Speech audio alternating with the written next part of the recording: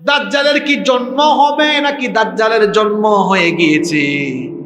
দাজ্জাল পৃথিবীতে জন্ম নিবে না, দাজ্জালের জন্ম কিন্তু হয়ে গেছে। দাজ্জালের জন্ম হয়ে গিয়েছে। বলবেন হুজুর, জন্ম যদি হয় তাকে আমরা দেখি না কেন? কেমনে দেখবেন? কারণ আল্লাহ তাআলা তাকে শাম কিংবা ইয়ামেনের এক অচিন দ্বীপের মধ্যে বন্দী করে রেখেছেন। আল্লাহর নবীজির জামানায় দাজ্জাল ছিল। দাজ্জালের কিচ্ছা বলে গিয়েছেন মুহাম্মাদুর রাসূলুল্লাহ সাল্লাল্লাহু একেবারে নবীজি একেবারে যেই কিচ্ছাটা সাহাবীদেরকে বলেছেন সেই কিচ্ছাটা হুবহু আপনাদেরকে বলবো। শোনেন তাহলে দাজ্জাল কোথায় আছে বুঝে যাবেন কোন অবস্থায় আছে। এই হাদিসের বর্ণনাকারী সাহাবী একজন মহিলা সাহাবী, নাম হচ্ছে ফাতিমা বিনতে কাইস রাদিয়াল্লাহু আনহা। তিনি বলছেন, একবার ফজরের আজান আমার কানে গেল। ফজরের নামাজ আল্লাহর নবীর ইমামতিতে আদায়ের জন্য আমি ওযু করে মসজিদে নববীর দিকে রওনা দিলাম। আমি যখন মসজিদে গেলাম, মহিলাদের কাতারের সামনের কাতারে আমি থাকলাম। ইসলামী শরীয়তের সিস্টেম হলো পুরুষরা থাকবে সামনের কাতারে, নারীরা থাকবে আলাদা কিংবা পুরুষের কাতারের পিছনে। তিনি বলছেন, আমি নারীদের কাতারের সামনের কাতারে ছিলাম।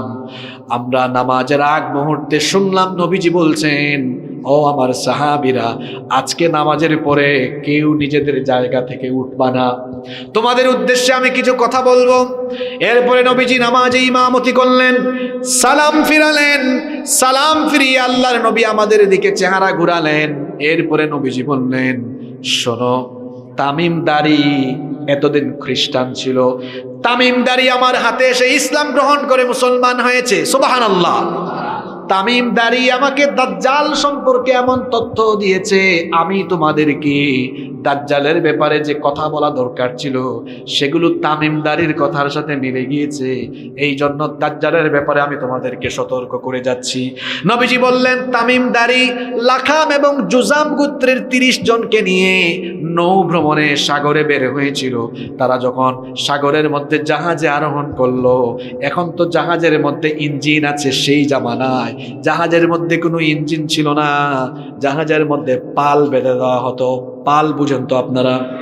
পাল বেঁধে দেওয়া হতো, বাতাসের চোটে জাহাজ চলতে থাকতো। নবীজি বলেছেন, তামিমদারি আমাকে বলেছে, তারা যখন পাল বেঁধে দিল বাতাসের তীব্র গতিতে, তাদের জাহাজ খুব দ্রুততার সাথে চলতে লাগলো। হঠাৎ করে তারা সামুদ্রিক ঝড়ের কবলে পড়ে গেল। সামুদ্রিক ঝড়ের কবলে পড়ে যাওয়ার কারণে সাগরের উত্তাল তরঙ্গমালায় একটানা 1 মাস তারা সাগরের মধ্যে হারিয়ে গিয়েছিল। 1 মাস পরে তারা হঠাৎ একটা অপরিচিত অচিন দ্বীপে সূর্যাস্তের আগ মুহূর্তে তাদের জাহাজ গিয়ে অবতরণ করলো। তারা তখন সবাই মিলে ওই অচিন দ্বীপের মধ্যে নামলো। নামার পরে কিছুক্ষণ তারা হাঁটলো, শুনতেছেন তো? হাঁটতে হাঁটতে কিছু দূর গিয়ে তারা একটা অস্বাভাবিক প্রাণী দেখলো। এই প্রাণীর গায়ে এত বেশি লোম, অস্বাভাবিক লোম থাকার কারণে কোনটা তার শরীরের সামনের অংশ কোনটা পিছনের অংশ বোঝা যাচ্ছিল না। তারা জিজ্ঞেস করলো, তুমি কি? তোমাকে দেখতে এত ভয়ঙ্কর লাগে কেন? তখন সে বলল, আমার পরিচয় হচ্ছে আনাল জাসাসা। জাসাসা আরবি শব্দ, এটার অর্থ হলো গোয়েন্দা, গুপ্তচর। সে বলল, আমি হচ্ছি গোয়েন্দা, আমি হলাম গুপ্তচর। তারা তখন বললেন, অচিন এই দ্বীপে কোনো মানুষ নাই, কেউ নাই, কার গোয়েন্দাগিরি, কার গুপ্তচরগিরি তুমি এখানে করো? সে বলল, কিছুক্ষণ পরে টের পাবা, সামনে আগাও, আগাতে আগাতে দেখবা একটা ঘর দেখা যাবে, ওই ঘরের ভিতরে ঢুকবা। তারা এবার ওই ঘরের মধ্যে গিয়ে ঢুকলেন। ওই ঘরের মধ্যে গিয়ে দেখলেন অস্বাভাবিক কোকড়ানো চুল, প্রশস্ত ললাটের অধিকারী, অন্ধ কানা, বিরাট দানবাকৃতির এক লোক, তার হাত এবং পা শিকল দিয়ে বাঁধা। তারা গিয়ে বললেন, কি ব্যাপারে? তো অস্বাভাবিক আকৃতির এত ভয়ঙ্কর দানব, তোমার এই অবস্থা কেন? হাত পা বাঁধা কেন? তুমি কে? তোমার পরিচয় কি? সে তখন বলল, আমার পরিচয় দিব পরে, আগে বলো তোমরা কারা, তোমাদের পরিচয় দাও। তারা বললেন, আমরা আরবের লোক, নৌ ভ্রমণে বের হয়ে সামুদ্রিক ঝড়ের কবলে পড়ে গিয়েছিলাম। এই জন্য আমরা 1 মাস সাগরে হারিয়ে গিয়েছিলাম। এরপরে আমরা আজকে অচিন এই দ্বীপের মধ্যে অবতরণ করার পরে একজন আমাদেরকে বলল সে নাকি গোয়েন্দা, সে আমাদেরকে এখানে পাঠিয়েছে। সে তখন বলল, ঠিক আছে তোমরা যেহেতু আরবের লোক, ঠিক আছে আমার পরিচয় তোমাদেরকে আমি দিব, তার আগে আমাকে বলো, আমি তোমাদেরকে 3টা প্রশ্ন করব, এই 3টা প্রশ্নের উত্তর দাও, এরপরে আমার পরিচয় দিব। জুড়ে বলেন কয়টা? আজকের ওয়াজ শেষ হবে এই 3টা প্রশ্ন দিয়ে। সবার মনোযোগ আছে তো? এমন 3টা প্রশ্ন বর্তমান পৃথিবীর বাস্তবতার সাথে মিলবে ইনশাআল্লাহ। মনোযোগ আছে তো? ওই পিছনে কয়েকজন ঘুমায়, সামনের এরা স্লোগান দিয়ে ঘুম ভাঙায় দেন, কারণ এই সবক নিয়ে বাড়িতে যেতে হবে। লিল্লাহি তাকবীর। এবার আপনারা দেন ওনাদের উদ্দেশ্যে লিল্লাহি তাকবীর। দেখছেন পিছনের এরা তারা কত জোরে দিল, এবার সামনের এদের উদ্দেশ্যে আপনারাও দেন লিল্লাহি তাকবীর। এবার সবাই মিলে দেন লিল্লাহি তাকবীর। কয়টা প্রশ্ন? সে বলল আমার পরিচয় আমি বলবো, কিন্তু তার আগে আমাকে 3টা প্রশ্নের উত্তর দাও। তারা বললেন ঠিক আছে তুমি তোমার প্রশ্ন করো। সে তখন 1 নাম্বার প্রশ্ন করলো, আমাকে বাইসান সম্পর্কে খবর দাও।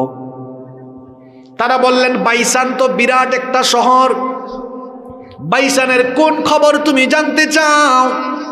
সে তখন বলল আমি বাইসানের খেজুর বাগান সম্পর্কে জানতে চাই। বাইসানের খেজুর বাগানে খেজুর গাছে কি এখনো ফল আসে নাকি? তারা বললেন হ্যাঁ, বাইসানের খেজুর বাগানের খেজুর গাছে এখনো ফল আসে। নাম্বার 2 নাম্বার প্রশ্ন করলো, আমাকে তাবারিয়া উপসাগরের খবর দাও। তারা বলল তাবারিয়া উপসাগরের কোন খবর জানতে চাও? সে বলল তাবারিয়া উপসাগরে পানি আছে নাকি পানিগুলো শুকায় গেছে? তখন তারা বললেন তাবারিয়া উপসাগরে এখনো পানি আছে। সে তখন বলল ঠিক আছে সর্বশেষ প্রশ্ন হলো জুগারের ঝর্ণার খবর আমাকে দাও। জুগারকে চিনেন? আগে জুগার হচ্ছে লূত আলাইহিস সালামের মেয়ে। তিনি যেখানে ইন্তেকাল করেছেন সেখানে তার কবর হয়েছে, কবরের পাশে একটা ঝর্ণা, ওই ঝর্ণার নাম হয়ে গেছে তার মেয়ের নামে জুগারের ঝর্ণা। তারা বললেন জুগারের ঝর্ণার কোন খবর তুমি জানতে চাও? সে বলল জুগারের ঝর্ণা, ওই ঝর্ণায় কি পানি আছে নাকি পানি শুকিয়ে গিয়েছে? তারা বললেন হ্যাঁ পানি এখনো আছে, ওই পানি দিয়ে মানুষ এখনো চাষাবাদ করে। সে তখন বলল আমি আমার 3টা প্রশ্নের উত্তর পেয়ে গিয়েছি। তারা বললেন 3টা প্রশ্ন করেছো, 3টা প্রশ্নের উত্তর দিলাম, এবার তোমার পরিচয় বলো। সে তখন বলল আমার পরিচয় হলো আনা মাসিহুদ দাজ্জাল, আমি হচ্ছি দাজ্জাল। তারা তখন বললেন তো তুমি এই অচিন দ্বীপে কি করো? শোনেন মহাসাগরের মধ্যে এমন এমন কিছু জায়গা আছে, এই যে আকাশের মধ্যে উড়োজাহাজ চলে, প্লেন চলে, বিমান চলে, বিমানেরও কিন্তু চলার জন্য একটা ম্যাপ আছে, ওই রুট ম্যাপ দেখে দেখে পাইলটরা বিমান চালায়। মহাসাগরের সকল জায়গার উপর দিয়ে প্লেনগুলো অতিক্রম করে না, কারণ মহাসাগরের এমন কিছু ভয়াবহ জায়গা আছে, ওই জায়গা দিয়ে বিমান অতিক্রম করলে বিমান নিখোঁজ হয়ে যায়। আবার সাগরের মধ্যে যে জাহাজ চলে, পৃথিবীর 90% ব্যবসা জাহাজের মাধ্যমে চলে। জাহাজ কিন্তু সব মহাসাগরের সকল জায়গা দিয়ে অতিক্রম করে না, কারণ মহাসাগরে এমন কিছু জায়গা আছে যেখানে জাহাজ গেলে জাহাজ একেবারে নিখোঁজ হয়ে যায়। জাহাজ চলার জন্য একটা রুট আছে। দাজ্জাল বলল আমাকে আল্লাহ এমন এক দ্বীপে বন্দি করে রেখেছেন, এখানে কেউ কখনো পৌঁছাতে পারবে না। হয়তো তোমরা এখানে পৌঁছেছো, এখানে কোনো হিকমত আছে। আসলে হিকমত আছে, হিকমত হলো এই ঘটনার মাধ্যমে দাজ্জাল সম্পর্কে আমাদেরকে তথ্য দেওয়া। সুবহানাল্লাহ। তখন তারা বললেন তো তুমি এখানে করো কি? তুমি কখন দুনিয়াতে আসবে? কখন তোমার আত্মপ্রকাশ ঘটবে? দাজ্জাল তখন বলল যে 3টা প্রশ্ন করেছি ওই 3টা প্রশ্নের উত্তরের মধ্যে আমি দাজ্জাল দুনিয়াতে আসার আলামত আছে। তারা বললেন বুঝলাম না, একটু বুঝায় বলো। 3টা প্রশ্ন ছিল, হয়তো কেউ কেউ মনে রাখছেন, অনেকে ভুলে গেছেন। শোনেন, প্রথম প্রশ্ন করেছিল বাইসানের খেজুর বাগানের খবর দাও। তারা বলেছিলেন বাইসান, কি বলেছি? গুগলের মধ্যে আপনারা সার্চ করবেন, যুবক ভাইরা আজকে বাড়িতে গিয়ে ইউটিউবে দেখবেন, গুগল ম্যাপে দেখবেন যে এই নামে পৃথিবীতে জায়গা আছে কিনা। বাস্তব হওয়া দরকার, ঠিক না? তারা বললেন বাইসানের খেজুর বাগানে খেজুর গাছ থেকে ফল আসে। দাজ্জাল বলল যেই দিন যেই দিন বাইসানের খেজুর বাগানে সকল খেজুর গাছ মরে যাবে, বাইসানের খেজুর বাগানে যখন বাইসানের মূল খেজুরের গাছ থাকবে না, তখন আমি দাজ্জাল দুনিয়ায় গিয়ে ফিতনা ছড়াবো। বাইসানের খেজুর বাগানে যখন খেজুর থাকবে, আজকে বাড়িতে গিয়ে গুগল শরীফ বুঝেন তো আপনারা, গুগলে সার্চ করবেন হোয়াট ইজ বাইসান, বাইসান কি এবং বাইসান কোথায় অবস্থিত, তারপরে বাইসানের খেজুর বাগানের খেজুর গাছগুলো কোন জায়গা থেকে আনা হয়েছে, সব পরে দেখবেন, ইউটিউবেও দেখবেন। বাইসানের খেজুর বাগানে বর্তমানে বাইসানের মূল খেজুর গাছ একটাও নাই। বাইসান ছিল ফিলিস্তিনের জায়গা, এটাকে ইহুদিরা দখল করে ফেলেছে। এখন বর্তমানে ইহুদিরা ওই জায়গাকে দখল করে ফেলেছে এবং ইহুদিরা বাইসানে মরক্কো থেকে কিছু খেজুর গাছ এনে লাগিয়েছে। তাহলে আমাকে উত্তর দেন, বাইসানের খেজুর বাগানের মূল খেজুর গাছ আছে? জোরে আছে? বাস্তববাদ শুনে যান, দাজ্জাল যে আপনার ঘরের দরজায় এসে কোরআন নাড়ছে, কিছুদিন পর নাড়ছে, তা আপনিই টের পাবেন। সে বলল অচিরেই বাইসানের খেজুর বাগানের কোনো খেজুর গাছে ফল আসবে না, তখন আমি দাজ্জালের আগমন হবে। 2 নম্বর বলেছিলাম তাবারিয়া উপসাগরের কি অবস্থা, তোমরা বলেছো তাবারিয়া উপসাগরে পানি আছে। তাবারিয়া উপসাগরের পানি যখন শুকায় যাবে, তখন আমি দাজ্জাল দুনিয়ায় আসব। তাবারিয়া উপসাগর, এটাকে দেখবেন ইউটিউব বা গুগলে সার্চ করলে, এটাকে এখন বলা হয় sea of Galilee. Sea of, এটা পানি তারা ফিলিস্তিনদেরকে দেয়। অচিরেই এই তাবারিয়া উপসাগরের পানি শুকাবে, দাজ্জাল বলছে তখন আমি দুনিয়ায় আসব। 3 নম্বর সে বলেছে জুগারের ঝর্ণার কি খবর, তারা বলেছেন জুগারের ঝর্ণায় পানি আছে, কিন্তু বর্তমানে জুগারের ঝর্ণা, এই ঝর্ণায় 1 ফোঁটা পানিও, তার মানে দাজ্জাল দুনিয়াতে আসার দেরি আছে। জোরে বলেন, জুগার এটা কোথায়? এটাও ফিলিস্তিনে ছিল, ইসরায়েলের দখলদাররা দখল করেছে। আপনারা বলবেন হুজুর, এই হাদিসে যে 3টা জায়গার কথা বলা হয়েছে, বাইসান, তাবারিয়া বা sea of Galilee, Beisan, sea of Galilee আর হচ্ছে জুগারের ঝর্ণা, 3টা জায়গা ইহুদিরা কায়দা করে দখল করেছে কেন? আচ্ছা, ইহুদি জাতির তথ্য নিয়ে যারা পড়াশোনা করেছেন তারা জানেন, ইহুদিদের ইতিহাস, ইহুদি কিন্তু কোনো ধর্ম না, ইহুদি কোনো ধর্ম। শোনেন তাইলে কোথার থেকে আসছে, মনোযোগ আছে তো আপনাদের? একটু 2-4 মিনিট লম্বা হয়ে যাচ্ছে আলোচনা, কষ্ট হবে আপনাদের। ইহুদিরা মূলত ছিল বনি ইসরাইল, বনি ইব্রাহিম আলাইহিস সালাম, আমাদের জাতির পিতা ইব্রাহিম আলাইহিস সালামের 2 জন স্ত্রী থেকে 2টা বংশধারা পৃথিবীতে প্রসিদ্ধ হয়েছে। কয়জন স্ত্রী? ওনার একজন স্ত্রী হচ্ছেন হাজের বা হাজেরা। সন্তান হওয়ার পরে তার ওনার বউ এবং সন্তানকে রেখে আসলেন কোথায়? মক্কায়। ওই ছেলের নাম হলো ইসমাইল। আর আরেক স্ত্রী ছিলেন বন্ধা সারা, উনার ঘরেও আল্লাহ সন্তান দিয়েছেন শেষ বয়সে, উনার ঘরে ছেলে হয়েছে ইসহাক। এবং তারা ছিলেন তখন ফিলিস্তিনকে, ওখানে বলা হতো তখন কেনান অঞ্চল, ফিলিস্তিন। সারার গর্ভ থেকে আসলেন ইসহাক। ইসহাকের ছেলের নাম ইয়াকুব। ইসহাকের ছেলের নাম ইয়াকুব আলাইহিস সালামের উপাধি ছিল ইসরাইল। কি ছিল?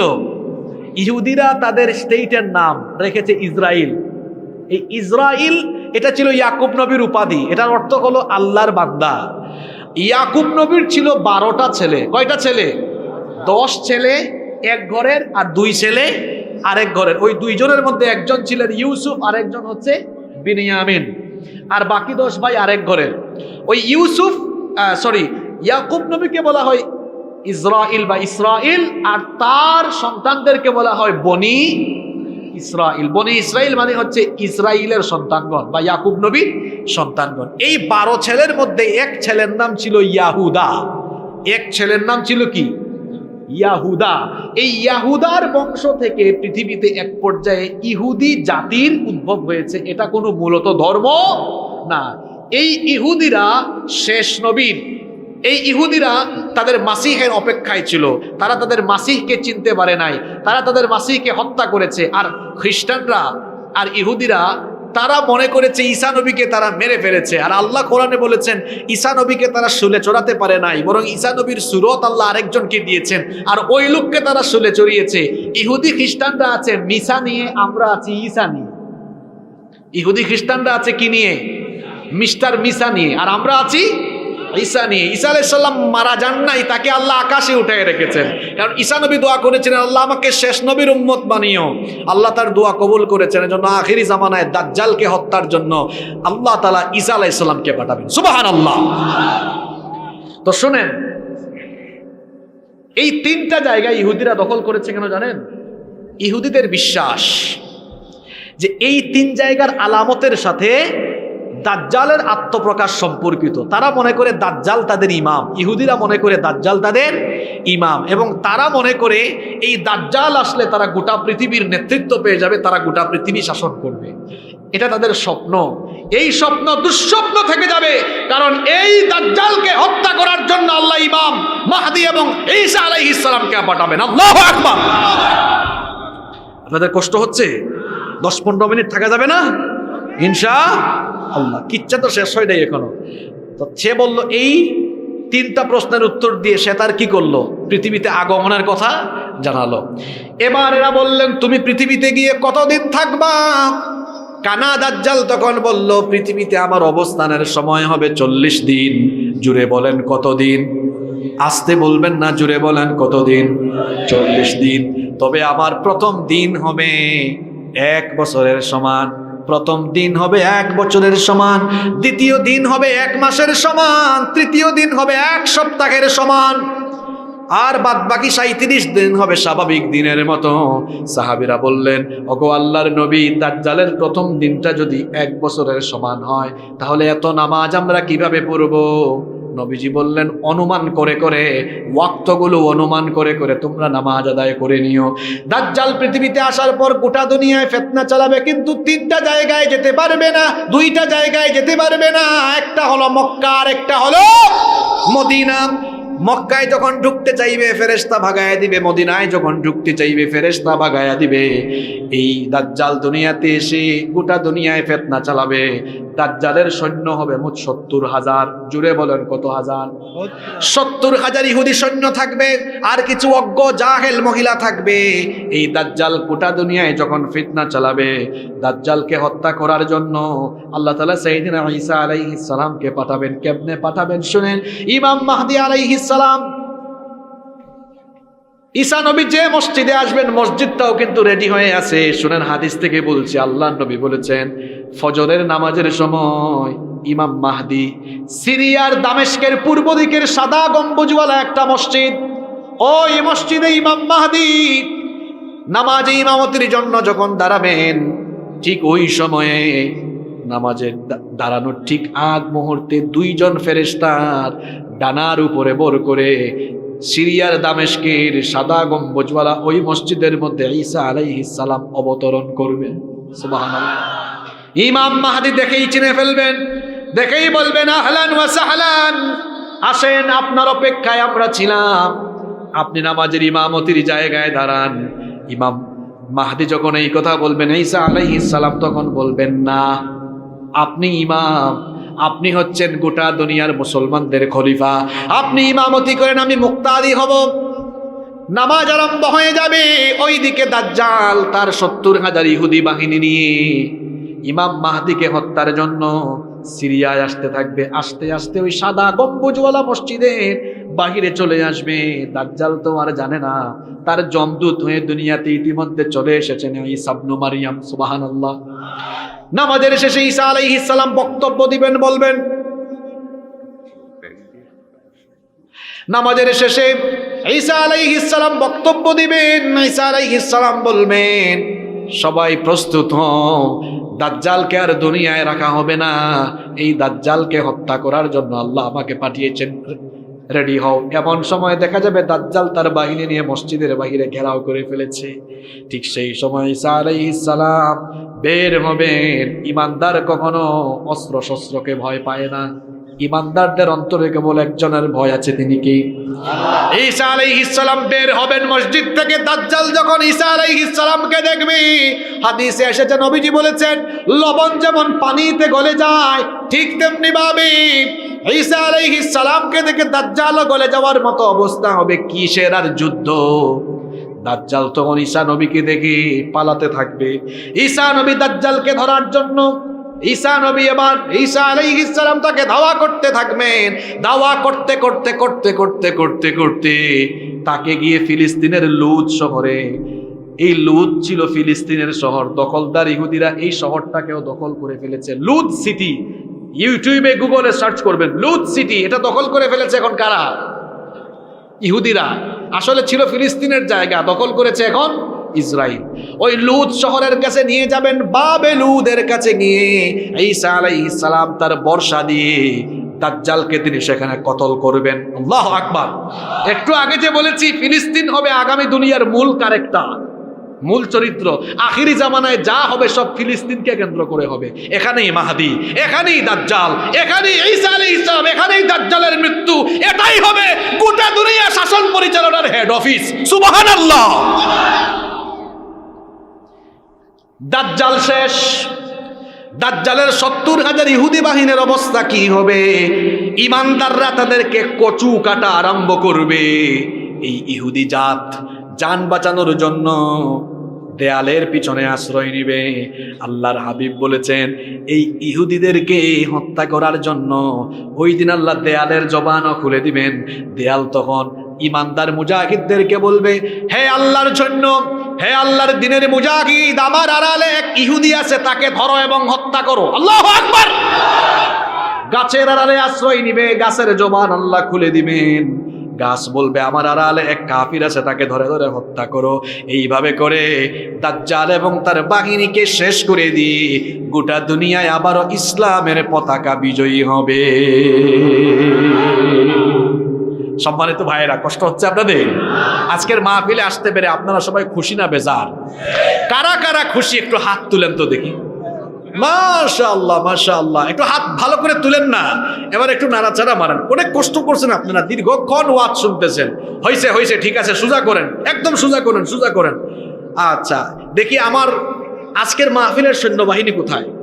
আমাদের স্বেচ্ছাসেবক ভাইয়েরা চারিদিক থেকে ঘায়েল করে ফেলেন, ব্যাগ নিয়ে ঢুকেন। আর আপনারা কি করেন? হাতগুলা নামান, নামাইয়া পকেটে ঢুকান। মানুষের পকেটে ঢুকাইয়েন না, নিজের পকেটে ঢুকান। আর এই যে মসজিদের উদ্যোগে আজকের মাহফিল, মসজিদটার কাজ চলতেছে। নবীজি বলেছেন, মান বানা লিল্লাহি মসজিদান বানাল্লাহু বাইতান ফিল জান্নাহ। যে আল্লাহর ঘর, এই যে আপনারা উঠে যাচ্ছেন কেন? আমার তো কথা এখনো কিছু বাকি আছে। আপনারা কি মোনাজাত করে যাবেন না? পাবনার মানুষ তো ভদ্র মানুষ। হ্যাঁ, আচ্ছা, গত বছর মাহফিলে ছিল, আপনারা বলেন তো এই বছর মাহফিলে নাই, কবরে চলে গেছে এমন কিছু মানুষ আমাদের এলাকায় আছে? তো আছে।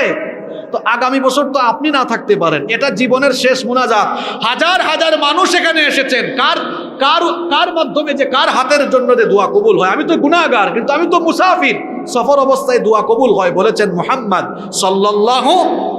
কে উঠবেন না? আমার কিছু কথা বাকি আছে, মোনাজাত হবে এরপরে, তারপর আমরা উঠবো ইনশাআল্লাহ। একটা স্লোগান দেন, লিল্লাহি তাকবীর, লিল্লাহি তাকবীর, লিল্লাহি তাকবীর। যে ফিলিস্তিনকে নিয়ে এখন এত ষড়যন্ত্র, যে ফিলিস্তিনিদের উপর এত নির্যাতন, এই ফিলিস্তিনের ভূমি হবে আগামী দুনিয়া শাসনের মূল কেন্দ্রবিন্দু। সুবহানাল্লাহ পড়েন। যে দাজ্জাল এত ফিতনা চালাবে, বাবারা ভাইয়েরা, এই দাজ্জালের ফিতনা থেকে সবাই বাঁচতে চান তো? তা কিছু আমল শিখে যাবেন না আজকে আসছেন যে? হ্যাঁ, দাজ্জালের ফিতনা থেকে বাঁচার জন্য আমরা আমল করব 3টা। জোরে বলেন কয়টা? এই তো আপনারা অমনোযোগী হয়ে গেছেন। ব্যাগ নিয়ে যে যার ভাইয়েরা যাবে, এখানে ভাইয়েরা আছেন যাবে। আপনারা একটু মনোযোগ দেন, 5 মিনিট, এরপরে মোনাজাত হবে। বসেন, যারা দাঁড়িয়ে আছেন বসে যান, বিশৃঙ্খলা করবেন না। এই দাজ্জালের ফিতনা থেকে বাঁচার জন্য কয়টা আমল করব আমরা? দাজ্জালের ফিতনা থেকে বাঁচার জন্য 3টা আমল করবেন। নাম্বার 1, দাজ্জাল যেহেতু নিজেকে রব বলে দাবি করবে, এজন্য রবের পরিচয়গুলো ভালোভাবে জেনে নেবেন। রবের পরিচয় জানার জন্য তার অনেকগুলো গুণবাচক নাম আছে। যেমন আল্লাহর নাম হচ্ছে রহমান, আল্লাহর নাম হচ্ছে রহিম, আল্লাহর নাম হচ্ছে করিম, আল্লাহর নাম হচ্ছে সত্তার, আল্লাহর নাম হচ্ছে গফফার। এইরকম আল্লাহর 99টা নাম আছে। গুণবাচক নামগুলো জানবেন আর আল্লাহর দিন সম্পর্কে জানবেন, তাহলে দাজ্জালের ফিতনায় ফেলতে পারবে। দাজ্জালের ফিতনা থেকে বাঁচার জন্য 2 নাম্বার আমল করবেন। প্রত্যেক দিন, প্রত্যেক জুমার দিনে সূরা কাহাফ তিলাওয়াত করবেন। সূরা কাহাফের প্রথম 10 আয়াত এবং শেষ 10টা আয়াত মুখস্থ করবেন। আল্লাহর নবী বলেছেন, জুমার দিনে যারা সূরা কাহাফ তিলাওয়াত করবে, আল্লাহ তাআলা তাদেরকে দাজ্জালের ফিতনা থেকে বাঁচায়া দিবেন। 3 নাম্বার হচ্ছে, যখন আপনারা নামাজ আদায় করেন, নামাজে আমরা শেষ বৈঠকে তাশাহুদ পড়ি, দুরুদ পড়ি, দুআয়ে মাসুরা পড়ি। আল্লাহর নবী বলেছেন, দুআয়ে মাসুরার পরে 4টা বিষয় থেকে আল্লাহর কাছে আশ্রয় চাও। জুড়ে বলেন কয়টা? 1 নম্বর, আল্লাহুম্মা ইন্নী আউযু বিকা মিন আযাবি জাহান্নাম ওয়া মিন আযাবিল কবর ওয়া মিন ফিতনাতিল মাহইয়া ওয়াল মামাত ওয়া মিন ফিতনাতিল মাসীহিদ দাজ্জাল। যে দোয়াটা বললাম, এই দোয়াটা কার কার মুখস্থ আছে? হাত তুলেন। এই যে এখন যারা বিশৃঙ্খলা করছে, শেষ ভালো যার, সব ভালো তার, এগুলো বিশৃঙ্খলা, উঠাউঠি করা, শয়তান কি নিচের থেকে চুলকাচুলকি করে, গুতাগুতি করে। আমি হাসিবুর রহমান এই পাবনায় মাহফিলে এসেছি, বাসায় যেতে পারবো কিনা জানি না, রোড অ্যাক্সিডেন্ট করে মরে যেতে পারি। আপনি রওনা দিয়েছেন, বাড়িতে যেতে পারবেন কিনা এখানেই গজবে শেষ হয়ে যেতে পারেন। যে গুনাহ করেছেন, এই গুনার জন্য কি 10 মিনিট বসে কাঁদতে মন চায় না? শয়তান কি ভেতরকে এত কালো বানিয়ে দিয়েছে? কয়টা আমল বলছি? 3 এবং সর্বশেষ আমল বলছি। নবীজি বলেছেন, নামাজে তাশাহুদ, দুরুদ এবং দুআয়ে মাসুরার পরে এই দোয়াটা পড়ো আর 4টা বিষয় থেকে আশ্রয় চাও। আল্লাহুম্মা ইন্নী আউযু বিকা মিন আযাবি জাহান্নাম ওয়া মিন আযাবিল কবর ওয়া মিন ফিতনাতিল মাহইয়া ওয়াল মামাত ওয়া মিন ফিতনাতিল মাসীহিদ দাজ্জাল। এই দোয়াটা কে কে পারেন মুখস্থ? দেখি হাত তুলেন। অনেক কম। ফেনী, নোয়াখালী, লক্ষ্মীপুর এই প্রশ্ন করলে 100 জনের মধ্যে 90 জন হাত তুলে। পাবনার মানুষ এই দোয়াটা মুখস্থ করলেন না। এই দেখেন, আমল নাই, আমলের দিকে আমরা নাই। মাহফিল হলে দেখা যায়, মাহফিলে বসলে কথা শুনবে, আমল ভালো হবে, জাহান্নাম থেকে বাঁচার অনেক কথা শুনবে। মাহফিলে নাই, আছে কোথায়? মেলায়। এই মেলায় ভেলায় আমাদের সময় চলে গেল। এই দোয়াটা মুখস্থ করবেন। সবাই পারবেন? সংক্ষিপ্ত দোয়া। যুবক ভাইয়েরা শোনেন, গুগলে সার্চ করবেন, দেখবেন দোয়াটা চলে আসবে, মুখস্থ করবেন। যারা পারেন আমার সঙ্গে বলেন, যারা পারেন কি সবাই বলেন, বলেন আল্লাহুম্মা, জোরে বলেন আল্লাহুম্মা ইন্নী আউযু বিকা মিন আযাবি জাহান্নাম ওয়া মিন আযাবিল কবর ওয়া মিন ফিতনাতিল মাহইয়া ওয়াল মামাত ওয়া মিন ফিতনাতিল মাহইয়া ওয়াল মামাত ওয়া মিন ফিতনাতিল মাসীহিদ দাজ্জাল। কি সুন্দর দোয়া! নবীজি শিখালেন, আল্লাহুম্মা ইন্নী আউযু বিকা মিন আযাবি জাহান্নাম, হে আল্লাহ আমাকে জাহান্নামের আযাব থেকে বাঁচাও। ওয়া মিন আযাবিল কবর, কবরের শাস্তি থেকে বাঁচাও। ওয়া মিন ফিতনাতিল মাহইয়া ওয়াল মামাত, জীবন মৃত্যুর ফিতনা থেকে বাঁচাও। 4 নম্বর, ওয়া মিন ফিতনাতিল মাসীহিদ দাজ্জাল, দাজ্জালের ফিতনা থেকে আমাদেরকে বাঁচাও। বলেন আমিন।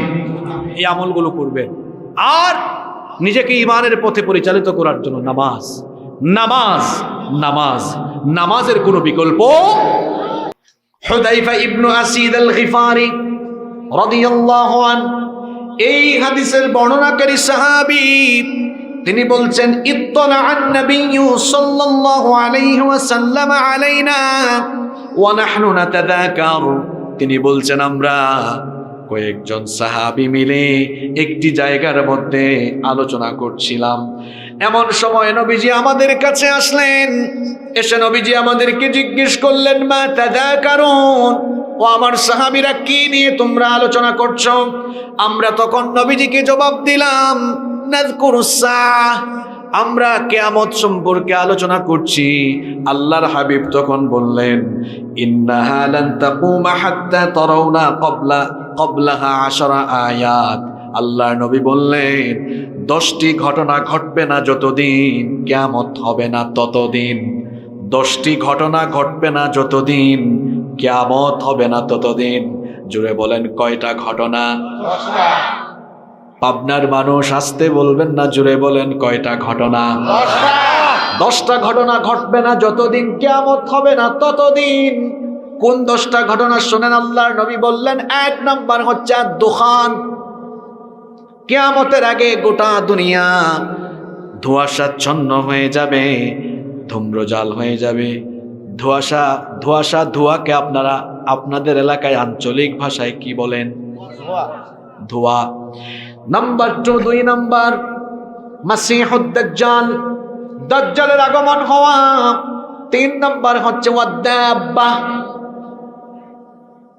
জমিন থেকে একটা অদ্ভুত প্রাণী বের হওয়া। 4 নাম্বার হচ্ছে তুলু আশ-শামসি মিন মাগরিবিহা, পশ্চিম দিক থেকে সূর্য উদয়। নাম্বার 5 নাম্বার হচ্ছে নুজুল ঈসা ইবনে মারইয়াম, ঈসা ইবনে মারইয়ামের দুনিয়াতে অবতরণ করা। নাম্বার 6 ও ইয়াজুজ ওয়া মাজুজ, ইয়াজুজ এবং মাজুজ দুনিয়াতে এসে বিশৃঙ্খলা সৃষ্টি করা। নাম্বার 7 নাম্বার হচ্ছে খাসফুন বিল মাশরিক, পৃথিবীর পূর্ব দিকে একটা ভূমিধস হওয়া। নাম্বার 8 নাম্বার হচ্ছে ওয়া খাসফুন বিল মাগরিব, পৃথিবীর পশ্চিম দিকে আরেকটা ভূমিধস হওয়া। নাম্বার 9 নাম্বার হচ্ছে ওয়া খাসফুন বি জাজিরাতুল আরব, জাজিরাতুল আরবের মধ্যে আরেকটা ভূমিধস হওয়া। 10 নাম্বার হচ্ছে নারুন তাখরুজু মিনাল ইয়ামিন তাতরুদুন নাসা ইলা মাহশারিহিম, সিরিয়ার ইয়ামেন থেকে, ইয়ামেনের একটা শহর থেকে আগুন বের হবে। ওই আগুন দুনিয়ার মানুষকে তাড়িয়ে নিয়ে হাসরের মাঠে একত্রিত করবে। তাহলে কিয়ামতের আগে মোট ঘটনা ঘটবে কয়টা? 10টা। জোরে বলেন কয়টা? 10টা। কিয়ামতের আলামতগুলো, লক্ষণগুলো হলো 2 প্রকার। কিছু আলামতকে বলা হয় আলামাতুস সুগরা, আর কিছু আলামতকে বলা হয় আলামাতুল কুবরা। আরবি বললাম, অর্থাৎ কিছু আলামত ছোট, কিছু আলামত বড়। কিয়ামতের ছোট ছোট আলামত প্রায় 131টা আছে। হাদিস গবেষকগণ এই হাদিসগুলো গবেষণা করে দেখেছেন, কিয়ামতের আগে ছোট ছোট যে আলামতগুলো পৃথিবীতে প্রকাশ পাওয়ার কথা, যে ফিতনাগুলো ঘটার কথা, সব ঘটে গিয়েছে। কোনোটা কয়েকবার রিপিট হয়ে গিয়েছে। আর কিয়ামতের যে বড় বড় 10টা আলামত, এই 10টা আলামত কিভাবে প্রকাশ পাবে জানেন? শোনেন, আল্লাহর হাবিব বলেছেন কিয়ামতের এই বড় 10টা আলামত হলো মালার দানার মতো। মালা বুঝেন আপনারা? আপনারা পাবনায় কি এটাকে মালা বলেন? আচ্ছা, মিল আছে তো আপনাদের সাথে আমাদের অনেক কিছু। সুতার মালায় দানা ঢুকানো হয়, দানা বা পুঁতি না, মাশাআল্লাহ, একটু সহযোগিতা করবেন আমাকে।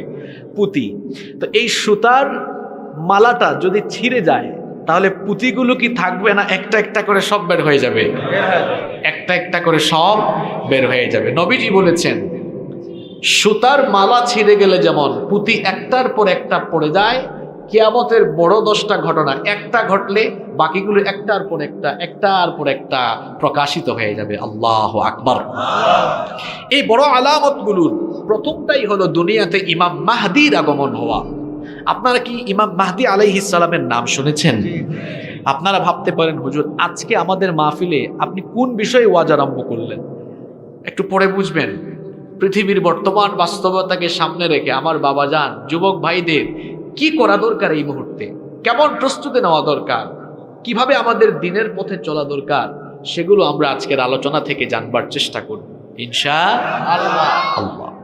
ইমাম মাহদি আলাইহিস সালাম পৃথিবীতে আসবেন, আপনাদের কি মনে কারো ডাউট আছে নাকি? কোনো সন্দেহ আছে?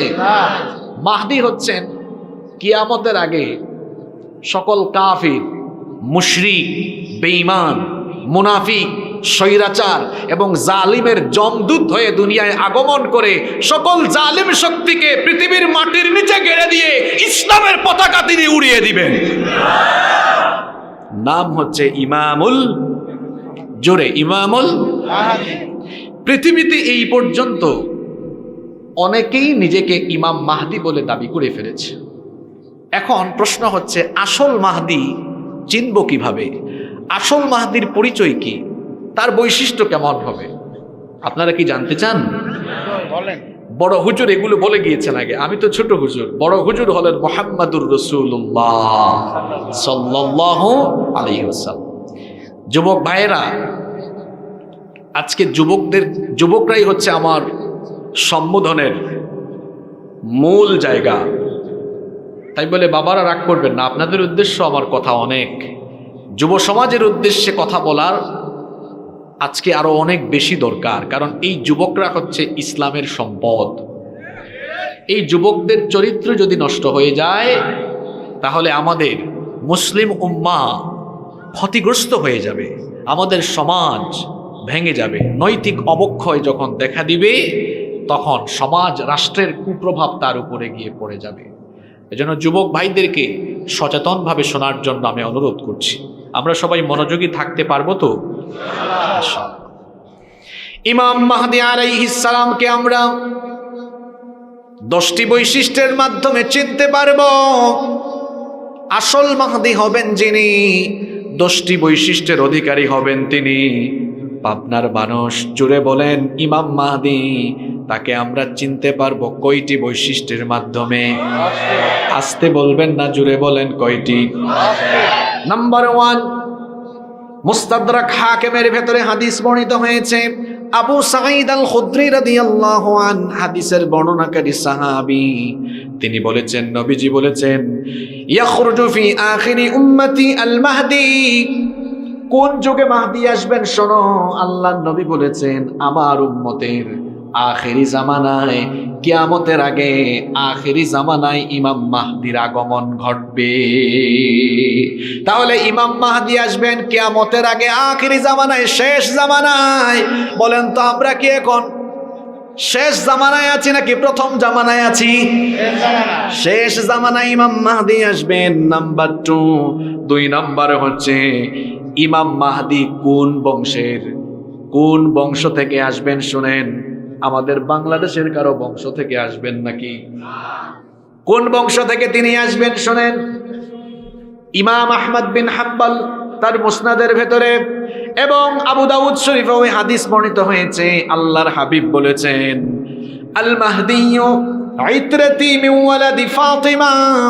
আল্লাহর নবী বলেছেন, আমার কলিজার টুকরা মেয়ে ফাতেমা, তার গর্ভ থেকে, আমার কলিজার টুকরা মেয়ে ফাতেমা রাদিয়াল্লাহু আনহার সন্তানদের বংশধারা থেকে ইমাম মাহদির আগমন ঘটবে।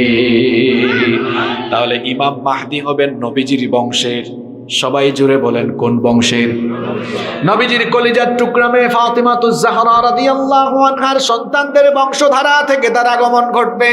নাম্বার 3 নম্বর হলো ইমাম মাহদির নাম কি হবে, বাবার নাম কি হবে শোনেন। আল্লাহর হাবিব বলেছেন, লা ইয়াযহাবুদ দুনিয়া হাত্তা ইয়াবআসাল্লাহু রাজুলাম মিন আহলি বাইতি। আল্লাহর নবী বলেছেন, ততদিন পর্যন্ত দুনিয়া ধ্বংস হবে না, ততদিন পর্যন্ত দুনিয়ার ক্ষয় হবে না, লয় হবে না, যতদিন না আমার বংশ থেকে একজন এসে তামাম দুনিয়ার বুকে খিলাফত প্রতিষ্ঠা না করেন। তার পরিচয় কি হবে, নাম এবং বাবার নাম কি হবে? আল্লাহর হাবিব বলেছেন, ইউআতি ইসমুহু ইসমি ওয়াসমা আবি ইসমা আবি।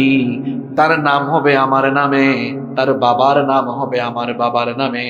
আমার নাম হচ্ছে মুহাম্মদ, আমার নাম হচ্ছে আহমদ। মাহদি হয়ে যিনি আসবেন তার নামও হবে মুহাম্মদ, তার নামও হবে আহমদ। সবাই বলেন তো দেখি নবীজির বাবার নাম কি? আস্তে বলবেন না, জোরে বলেন, নবীজির বাবার নাম কি? আল্লাহর নবী বলেছেন, ওয়াসমা আবি হিসমা আবি। মাহদি হবেন তিনি, আমার বাবার নামও আব্দুল্লাহ, তার বাবার নামও হবে আব্দুল্লাহ। অর্থাৎ কিয়ামতের আগে ইমাম মাহদি হয়ে যিনি আসবেন তার নাম হচ্ছে মুহাম্মদ বিন আব্দুল্লাহ। সুবহানাল্লাহ পড়বেন না?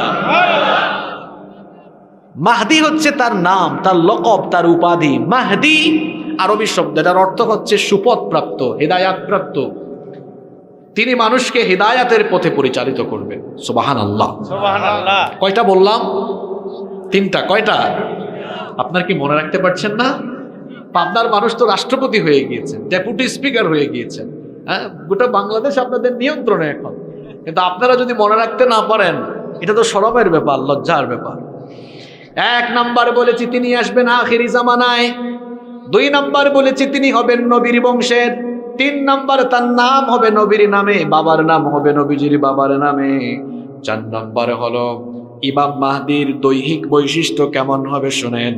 আল্লাহর নবী বলেছেন, আল মাহদিয়্যু মিন্নি আজলাল জাবহা আকনাল আনফ। আল্লাহর নবী বলেছেন, ইমাম মাহদি তার এই ললাট, তার কপাল হবে প্রশস্ত, কপাল হবে সুন্দর, কপাল হবে উজ্জ্বল, নাক হবে উঁচু। নাম্বার 5 নাম্বার, ইমাম মাহদি দুনিয়াতে কখন আসবেন? আল্লাহর নবী বলেছেন, হিনা ইউমলাউল আরদু জাওরা ওয়া যুলমা। গোটা দুনিয়াতে যখন জুলুম আর অত্যাচারে ভরে যাবে, গোটা দুনিয়ায় যখন অত্যাচার ও বিচার, নির্যাতন, নিপীড়ন, যখন গোটা দুনিয়াতে নির্যাতন নিপীড়নে গোটা দুনিয়াটা ভরপুর হয়ে যাবে, ন্যায় বিচার থাকবে না, ইনসাফ থাকবে না, সত্য কথা বলার মানুষও থাকবে না, সত্যের পক্ষে দাঁড়িয়ে টিকে থাকা যাবে না। সত্যপন্থী মানুষেরা যখন জেলখানায় থাকবে, হারামখোরেরা যখন জেলখানার বাহিরে থাকবে, চতুর্দিকে যখন মুসলমানদের উপরে নির্যাতন নিপীড়ন নেমে আসবে, ওই জামানায় ইমাম মাহদিকে যিনি পাঠাবেন, সবাই বলেন তিনি কি? আজকের দুনিয়ায় তো কোনো অত্যাচার ও বিচার নাই। আজকের দুনিয়ায় তো সত্যপন্থীরা খুব আরামে আছে। আজকের দুনিয়ার অবস্থা হলো চোর ডাকাত সন্ত্রাস চাঁদাবাজ বুক ফুলিয়ে জেলখানার বাহিরে হাঁটে, আর কোরআনের দায়রা জেলখানার মধ্যে জীবন যাপন করে। তার মানে বোঝা গেল, হাইনা ইউমলাউল আরদু যুলমান ওয়া জাওরা। গোটা দুনিয়াতে যখন জুলুম চলবে, মুসলিমদের পক্ষ হয়ে জালিমদেরকে খতম করার জন্য যাকে আল্লাহ পাঠাবেন তার নাম ইমাম। আজকের প্যালেস্টাইনের দিকে তাকান, অসভ্য জারজ রাষ্ট্রের ইসরায়েলের বর্বর ইহুদিরা আমার ফিলিস্তিনি ভাই বোনদেরকে প্রতিদিন শহীদ করে দিচ্ছে, নারী এবং শিশুরা শহীদ হচ্ছে। আরে হাসপাতালের মধ্যেও আমাদের ভাই বোনরা ইহুদিদের বর্বরতা থেকে রক্ষা পাচ্ছে না। কঠিন অবস্থা। আজকের খবর দেখলাম, ইসরায়েলের প্রতিরক্ষা মন্ত্রণালয় বলছে যে হামাসের সুড়ঙ্গগুলোতে আমরা বিষাক্ত রাসায়নিক প্রয়োগ করে এদেরকে নিঃশেষ করে দেব। আর নবীজি বলেছেন, কিয়ামতের আগে, কিয়ামতের আগ পর্যন্ত আমার উম্মতের সবচেয়ে খাঁটি ইমানদার যে অঞ্চল, যে মাটির উপরে থাকবে, যে ভূমির উপর থাকবে, সেটা হচ্ছে ফিশাম, শাম অঞ্চলে। বর্তমান ফিলিস্তিন, সিরিয়া, লেবানন, জর্ডান, কয়টা দেশের নাম বলেছি? যুবকরা মনোযোগী। ফিলিস্তিন, সিরিয়া, লেবানন, জর্ডান, এই 4টি অঞ্চল নবীজির সময়ে ছিল শাম। নবীজির সময়ে কি ছিল? এই 4 অঞ্চলের সম্পর্কে আল্লাহর হাবিব স্পেশাল দোয়া করেছেন। আল্লাহর নবী বলেছেন, আল্লাহুম্মা বারিক লানা ফি শামিনা ওয়া ফি ইয়ামানিনা। হে আল্লাহ, আপনি আমাদের শাম এবং ইয়ামেনে বরকত দাও। উপস্থিত সাহাবীরা বললেন, ওয়া ফি নাজদিনা ইয়া রাসূলুল্লাহ। সবাই পড়েন সাল্লাল্লাহু আলাইহি ওয়াসাল্লাম। ওগো আল্লাহর রাসূল, আপনি আমাদের নজদের জন্য দোয়া করেন। নবীজি আবারও বললেন, আল্লাহুম্মা বারিক লানা ফি শামিনা ওয়া ফি ইয়ামানিনা। হে আল্লাহ, আপনি আমাদের শাম এবং ইয়ামেনে বরকত দেন। সাহাবীরা বললেন, ওয়া ফি নাজদিনা, আমাদের নজদের জন্য আপনি দোয়া করেন। নবীজি আবারও বললেন, আল্লাহুম্মা বারিক লানা ফি শামিনা ওয়া ফি ইয়ামানিনা। হে আল্লাহ, আপনি আমাদের শাম এবং ইয়ামেনের মধ্যে বরকত দেন। নবীজি বরকতের দোয়া করলেন কয়বার? জোরে বলেন কয়বার? সাহাবারা বললেন, ওগো আল্লাহর হাবিব, কেন আপনি আমাদের নজদের জন্য দোয়া করছেন না? নবীজি বললেন, হুনাকা জালাজিল ওয়াল ফিতানু ফি আখিরিজ জামান। হুনাকা জালাজিল ওয়াল ফিতানু ওয়া ফিহি কারনুশ শাইতান। আল্লাহর হাবিব বললেন, শোনো, নজদের জন্য এজন্য দোয়া করলাম না, শেষ জামানায় কিয়ামতের আগে এই নজদের মধ্যে ভয়াবহ ভূমিকম্প হবে, ফিতনা ছড়াবে, অশ্লীলতা, অসভ্যতা, শয়তানি কাজ ছড়াবে। আপনারা বলবেন হুজুর নজদ আবার কোন অঞ্চল? মুহাদ্দিসগণ নজদ দ্বারা দুইটা অঞ্চলকে উদ্দেশ্য করেছেন। হয় এটা দ্বারা ইরাকের নজদ উদ্দেশ্য, আবার আরবিতে সৌদি আরবের হিজাজের উঁচু ভূমিকেও নজদ বলা হয়। ১৫০০ বছর আগে নবীজি কি কথা বলে গেলেন? বললেন আখেরি জামানায় এইসব অঞ্চলে অশ্লীলতা, বেহায়াপনা, নোংরামি ছড়াবে। আজকের সৌদি আরবে তাকায় দেখেন হালাল নাইট ক্লাব চালু হয়ে গিয়েছে, সিনেমা হল চালু হয়ে গিয়েছে, অশ্লীলতা, বেহায়াপনা চালু হয়ে গিয়েছে। তার মানে কিয়ামত নিকটবর্তী হয়ে গিয়েছে। বরকতের দোয়া করেছেন আল্লাহর নবী শামের ব্যাপারে। কেন? ফিলিস্তিনের এই মুজাহিদদের জন্য আল্লাহর নবী কেন দোয়া করেছেন শুনেন। আল্লাহর নবী বলেছেন লা তাজালু তাইফাতুম মিন উম্মতি ইউকাতিলুনা আলাল হক যাহিরিনা ইলা ইয়াউমিল কিয়ামাহ। আমার উম্মতের একদল লোক কিয়ামত পর্যন্ত হকের উপরে লড়াই করতে থাকবে। গোটা দুনিয়া তাদের বিরোধিতা করে, তাদের বিরুদ্ধে যদি ঐক্যবদ্ধ হয়ে যায় তাও অসুবিধা নাই, ওই মুজাহিদদেরকে আমি আল্লাহ সহযোগিতা করে বিজয় দান করব। সাহাবীরা বললেন নবীজি কোন অঞ্চলের ব্যাপারে বলছেন? নবীজি বললেন আহলুশ শাম, শাম অঞ্চলের উম্মতদের ব্যাপারে বলছি। ফিলিস্তিন সম্পর্কে ভালোভাবে যুবকরা জেনে নাও, ফিলিস্তিনের ভূমি হচ্ছে আরদুল মাহশারি ওয়াল মানশার, এটাই হবে কিয়ামতের মাঠ। আল্লাহর হাবিব বলেছেন এই ভূমিকে কেন্দ্র করে আখিরি জামানায় সবকিছু ঘটবে। এই ফিলিস্তিনে এসেছেন হাজার হাজার নবী রাসূল, এখানে এসেছেন সাইয়েদনা ইব্রাহিম আলাইহিস সালাম, এখানে এসেছেন সাইয়েদনা ইসহাক, এখানে এসেছেন সাইয়েদনা ইয়াকুব আলাইহিস সালাম, এখানে এসেছেন সাইয়েদনা দাউদ আলাইহিস সালাম, এখানে এসেছেন তার ছেলে সুলাইমান আলাইহিস সালাম, এখানে এসেছেন মুসা নবী, এখানে এসেছেন ঈসা নবী, এখানে আসবেন মাহদি, এখানে আসবে দাজ্জাল, এখানে মরবে দাজ্জাল, এখানে আসবেন আবার শেষ জামানায় ঈসা। সুবহানাল্লাহ। ফিলিস্তিনে অবস্থিত মসজিদে আকসা, এটা ছিল আমাদের আগের কিবলা। ফিলিস্তিনের এই ভূমিকে আল্লাহর নবী বরকতময় ভূমি বলেছেন। আল্লাহ তাআলা কোরআনে 5 জায়গায় ফিলিস্তিনের ভূমিকে বরকতময় ভূমি বলেছেন। আল্লাহু আকবার। তারা বলছে শেষ করে দিবে, আর আল্লাহর হাবিব বলেছেন কিয়ামত পর্যন্ত এরা হকের উপরে টিকে থাকবে আর এদেরকে আল্লাহ বিজয় দিবেন। সুবহানাল্লাহ। ফিলিস্তিনিদের ঈমান আর আমাদের ঈমান একরকম নয়। আল্লাহর নবী বলেছেন আখিরি জামানায় যখন তামাম দুনিয়ায় ফিতনা ছড়িয়ে যাবে, ঈমান দেখতে চাইলে ফিলিস্তিনের দিকে তাকাবে। সুবহানাল্লাহ কইতে মন চায় না? আজকে আমি ফেসবুকে দেখেছি ফিলিস্তিনের এক বাবা তার মেয়েকে শেখাচ্ছে যে মা, যখন তুমি বোমার আওয়াজ শুনবা তখন তুমি উল্লাস করবা। যেমন আমরা অনেক সময় আনন্দিত হলে হেই হুই অনেক উল্লাস করি না? উল্লাস করি। তো ফিলিস্তিনের এক বাবা তার মেয়েকে বলছে যে মা, তুমি যখন কোনো বোমা হামলা, বোমার আওয়াজ শুনবা উল্লাস করবা। ছোটবেলা থেকে শিক্ষা দিচ্ছে। ওই সময়ে বোমা পড়ছে চতুর্দিকে, তো বাপ বলছে লিল্লাহি তাকবীর, মেয়ে বলছে আল্লাহু আকবার, মানে তারা খুব খুশি। আমি দেখলাম আর চোখের পানি ছাড়লাম, কি জাতের ঈমান! এই বোমা তো তার ঘরের উপরেও পড়তে পারে, খুশি কেন? আল্লাহু আকবার বলছে কেন? কারণ তারা জানে এই মৃত্যু সাধারণ মৃত্যু নয়। কাফিরদের হাতে ইসলামের পক্ষে মরা মানেই হচ্ছে শাহাদাতের সুধা পান করা। আল্লাহু আকবার। তাদের ঈমান আর আমাদের ঈমান একরকম নয়। আমাদের ঈমান পয়সার কাছে বিক্রি হয়ে যায়, আমাদের ঈমান নেতা নেত্রীদের কাছে বিক্রি হয়ে যায়, আর ফিলিস্তিনিদের ঈমান বুলেটে, বোমায়, মিসাইলের কাছে বিক্রি হয় না। তারা ঈমানের জন্য জীবন দিতে জানে, আপোষ করতে জানে না।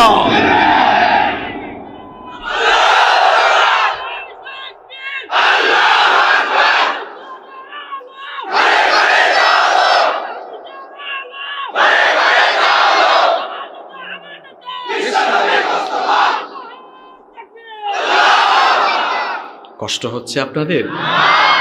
আমরা কার পরিচয় জানি বলছিলাম? ইমাম মাহদি আলাইহিস সালামের 10টা বৈশিষ্ট্য বলছিলাম, তার মধ্যে 5 নাম্বার বলছিলাম হাইনা ইউমলাউল আরদু যুলমান ওয়া জামরান, যখন গোটা দুনিয়া জুলুম অত্যাচারে ভরে যাবে তখন ইমাম মাহদী আলাইহিস সালাম আসবেন। আজকের ফিলিস্তিনিরা নির্যাতিত, আগামীর বিশ্বকে শাসন করবে এই ফিলিস্তিনিরা।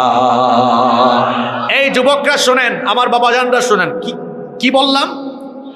আগামীর বিশ্ব শাসন করবে, জোরে বলেন। এটা আবেগী কথা নয়, ওয়াজের মাঠ গরম করা কথা নয় তো এটা। তাহলে বলবেন হুজুর কথার বাস্তবতা কোথায়? বাস্তবতা হলো ইমাম মাহদী সৌদি আরবে আসবেন না। ইমাম মাহদী তিনি আসবেন পূর্ব দিক থেকে, মক্কায় তার প্রকাশ পাবে, এটা একটু পরে বলবো। কিন্তু তিনি যখন গোটা দুনিয়ায় খেলাফত প্রতিষ্ঠা করবেন, খেলাফতের হেডকোয়ার্টার হবে সৌদি আরবে নয়, বাংলাদেশে নয়। কোথায় কোথায় কোথায়? আমাদের বাংলাদেশে যে যখন সরকারে আসেন, সরকার প্রধানের অফিস কোথায়? আপনাদের পাবনায় রাষ্ট্রপতি পাইয়া আপনারা কি অফিস আদালত সব পাবনায় নিয়ে আসছেন নাকি? মহামান্য রাষ্ট্রপতির অফিসও কোথায়? তিনি বঙ্গভবনে থাকেন। কোথায়? ঢাকায়। তো ইমাম মাহদী আলাইহিস সালাম তামাম দুনিয়া শাসন করবেন আল্লাহর দ্বীন মতো, কোরআন মতো। আর খেলাফতের হেডকোয়ার্টার কোথায়? এজন্য বলেছি অসভ্য মার্কিনীরা, পশ্চিমারা, আমেরিকানরা বলছে আমরা গাজ্জাকে, ফিলিস্তিনকে শেষ করে দিব। আর আমরা বলছি আমেরিকা বলতে, পশ্চিমের দেশ বলতে পৃথিবীর মানচিত্রে আগামীতে কোনো দেশ থাকবে না।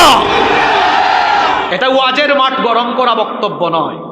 একটু আগে একটা হাদিস বলে এসেছি না, কিয়ামতের আগে কয়টা ঘটনা ঘটবে?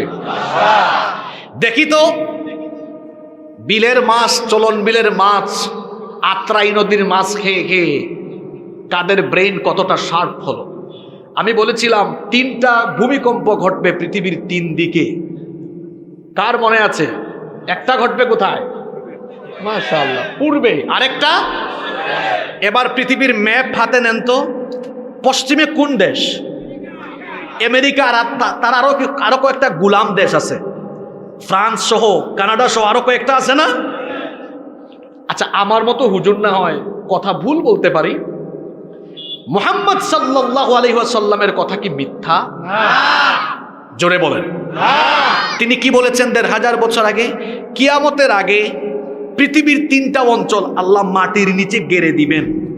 একটা হবে খাসফুন বিল মাশরিক, পূর্ব দিকে, ওয়া খাসফুন বিল মাগরিব, আরেকটা হবে পৃথিবীর পশ্চিম দিকে, আরেকটা হবে ওয়া খাসফুন বিল জাজিরাতুল আরব, আরেকটা হবে জাজিরাতুল আরবে। এর মধ্যে একটার কথা বলেছেন পশ্চিমের দেশ, যে আমেরিকানরা গোটা পৃথিবীতে মরলগিরি করে অসভ্য ইসরায়েলিদেরকে দিয়ে মধ্যপ্রাচ্যের মুসলমানদেরকে বেকায়দায় ফেলার জন্য এবং মধ্যপ্রাচ্যে তাদের প্রভাব ধরে রাখার জন্য শুধু মধ্যপ্রাচ্য নয়, সারা পৃথিবীতে ভেজাল লাগায় রেখেছে এই আমেরিকানরা।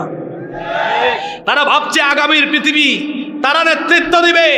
না, আমরা আল্লাহর হাবিবের এই হাদিস গবেষণা করে দেখেছি, এই আমেরিকানদের মুরলগিরি থাকবে না।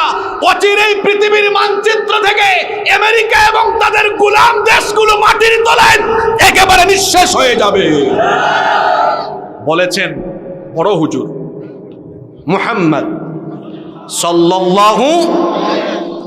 আপনাদের কি বিশ্বাস হয় নাকি হয় না? ইমাম মাহদী আলাইহিস সালামের 5টা পরিচয় বললাম। নাম্বার 6 নম্বর হলো ইমাম মাহদী যখন আসবেন দুনিয়ায়, তখন দুনিয়ার অবস্থা কি হবে? আল্লাহর হাবিব বলেছেন ইয়ামলাউল আরদা কিসতাম ওয়া আদলান কামা মুলিআত যুলমান ওয়া জাওরা। তিনি আসার আগে পৃথিবী যেমন জুলুম অত্যাচারে ভরপুর ছিল, তিনি আসার পরে জুলুম অত্যাচার নিপীড়নকে দূর করে দিয়ে গোটা দুনিয়াকে ন্যায় আর ইনসাফে ভরে দিবেন। আরো আসতে বলেন সুবহানাল্লাহ। তিনি যখন দুনিয়ায় আসবেন, দুনিয়াতে কেমন রহমত নেমে আসবে শুনেন। আল্লাহর হাবিব বলেছেন ইয়াসকিহিল্লাহুল গায়থ, আসমান থেকে তখন রহমতের বারিধারা নাজিল হবে। তখন অবস্থা এমন হবে তুখরিজুল আরদা নাবাতাহা, তখন জমিন থেকে ফসলের সমারোহ ভরে যাবে।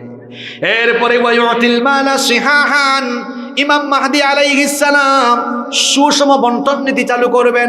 সুষম সুষম বন্টন নীতি। শোনেন, সুষম বন্টন নীতি থাকলে একটা সমাজ বা রাষ্ট্র উন্নতি উচ্চ শিখরে চলে যায়। যেখানে সুষম বন্টন নীতি থাকে না, সেখানের মধ্যে কোনো উন্নতি থাকে। আমার দেশ কত নেয়ামতের দেশ। আমার বাড়ি সিলেটে। সিলেটে গিয়েছেন কেউ? কে কে গেছেন? মাশাআল্লাহ মাশাআল্লাহ, আপনারা অনেকে গিয়েছেন। আমাদের সিলেটে গেলে দেখবেন দেশের 70% চা সিলেট থেকে উৎপন্ন হয়। সিলেটে আছে পাথরের খনি, আছে কয়লার খনি, আছে গ্যাসের খনি, এত সম্পদ আর সম্পদ। এদিকে আপনাদের পাবনার দিকে আসলে দেখা যায় দেশের সব দুধ আর ঘি আপনাদের এলাকায়, এত মাছ আপনাদের এলাকায়, চলনবিল, আত্রাই নদী, আরো বেশ কয়েকটা নদী আছে, মাছ আর মাছ ঈশ্বর দিয়েছে। এদিকে আবার পদ্মা নদীও আছে। তারপরে উত্তরবঙ্গে গেলে দেখা যায় তিস্তা ব্যারেজে, তিস্তা নদীর মধ্যে বালুর উপরে দেখেছি ভুট্টার চাষ। জয়পুরহাটে গেলে দেখা যায় আলু আর আলু। চট্টগ্রামে যান, কক্সবাজারে যান, দেখবেন লবণের চাষ, মাছ, শুটকি, পান। এই দেশে সম্পদ আর সম্পদ, এত সম্পদ। আমাদের পরে স্বাধীনতা লাভ করেছে এমন কিছু দেশ আছে যারা এখন বিরাট ধনী। শুধু তাই নয়, যে কাতারের লোকজন ভূমধ্য সাগরে মাছ ধরতো, মাছ বিক্রি করে করে খাইতো, আজকের ছোট্ট দেশ কাতার পৃথিবীর শীর্ষ ধনী, ঠিক কিনা? ওয়ার্ল্ড কাপ পর্যন্ত আয়োজন করে যে যুবকরা পড়াশোনা করবা, জানবা কাতার আমাদের দেশের তুলনায় অনেক ছোট, মাত্র 10,000 বর্গমাইলের একটা ছোট্ট দেশ। এরাও স্বাধীনতা পেয়েছে 71 সালে, আমরাও পেয়েছি 71 সালে। তারা স্বাধীন হয়েছে ব্রিটিশ থেকে, আর আমরা স্বাধীন হয়েছি বর্বর পাকিস্তানি থেকে। আমাদের পরে স্বাধীন হয়েছে এমন বহু দেশ আছে, ধনীদের তালিকায় চলে গিয়েছি। আমার দেশে এত সম্পদ, এত নেয়ামত, কেন আমরা এখনো উন্নতির চোখ দেখি না? কারণ সামনে পিছে ডানে বামে চোর বাটপারের অভাব নাই, সুষম বন্টন নীতি নাই। আমার দেশে আছে যেমন পাথরের খনি, কয়লার খনি, গ্যাসের খনি, সম্পদের খনি, এগুলোকে চেটে পুটে লুটপাট করে খাওয়ার জন্য আছে চোর ডাকাতের খনি। এজন্য আমার দেশের স্বাধীনতার স্থপতি মরহুম বঙ্গবন্ধু শেখ মুজিবুর রহমান বলেছেন, আমি ভিক্ষা করে করে আনি আর চাটার দলেরা চেটে পুটে খেয়ে সব শেষ করে ফেলে। যথার্থ বলেছেন তিনি, যথার্থই বলেছেন তিনি। তিনি আরো বলেছিলেন, মানুষ দেশ স্বাধীনের পরে পায় রাস্তাঘাট, হ্যাঁ, সম্পদের খনি, এই খনি সেই খনি, আমি পাইছি চোরের খনি। এই চোর আর ডাকাতরা যদি চুরি ডাকাতি বন্ধ করে, জনগণের মধ্যে সুষম বন্টন নীতির ভিত্তিতে এরা যদি এরকম ইনসাফ ভিত্তিক বন্টন নীতি চালু করতো, আমাদের দেশ শীর্ষ ধনীর কাতারে চলে যেত। এই কথা কেন বলেছি? ইমাম মাহদি তার বৈশিষ্ট্য ইউতিল মালা শিহাহান, সুষম বন্টন নীতি চালু করবেন।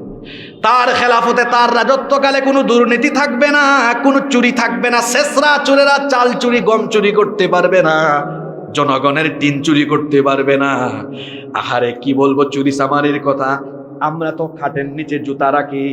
আমাদের দেশের জনপ্রতিনিধি নামে এমন বহু ডাকাত আছে, এরা খাটের নিচে জনগণের তেল লুকায় রাখে। এইরকম শেষরা চোর আর চামার যদি ডানে বামে সামনে পিছে থাকে, তাহলে কখনো উন্নতি অগ্রগতি হবে না। আমি কি কথাগুলো রাজনৈতিক বললাম নাকি? এগুলো তো রাজনৈতিক কথা না। আমি যদি আওয়ামী লীগের কথা বলি, আওয়ামী লীগের পক্ষে কথা বলি, ওইটা হবে রাজনৈতিক বক্তব্য। আমি যদি বিএনপির পক্ষে কথা বলি, সেটা হবে রাজনৈতিক বক্তব্য। আমি যদি জামাতে ইসলামের পক্ষে কথা বলি, সেটা হবে রাজনৈতিক বক্তব্য। আমি যদি জাতীয় পার্টির পক্ষে কথা বলি, সেটা হবে রাজনৈতিক বক্তব্য।